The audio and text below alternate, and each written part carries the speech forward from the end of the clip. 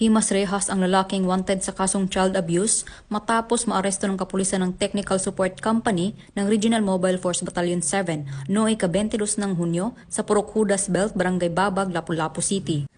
Kinilala ni Police Lieutenant Colonel Paterno L. Dumondon Jr., Force Commander ng RMFB 7, ang sospek na si alias Hiyong, 22 anyos, residente ng Purok Nangka, Lumoy, Kinalumsan, Barangay Gubob, Lapu-Lapu City, Cebu.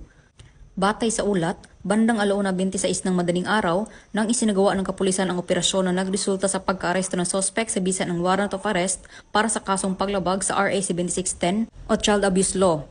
Samantala, kasalukuyang nasa kustodiya ng LCPO Custodial Facility ang sospek para sa dokumentasyon at tamang disposisyon.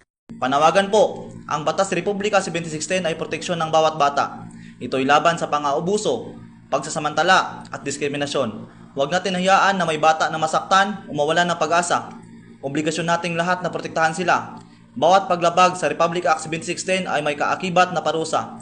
Itigil ang pang-aabuso, isumbong ang krimen. Tumawag lamang sa 911 at kami ay dadating ng sa 5 minuto. Para sa kinabukasan ng ating mga anak, maging bantay at tagapagtanggol. Magtulungan tayo para sa ligtas at mapagmahal na kinabukasan ng ating kabataan. Mula dito sa Central Visayas, ako ang inyong Police News Network Correspondent, Patrolwoman Flora May Asares, alagad ng batas, tagataguyod ng Balitang Pulis.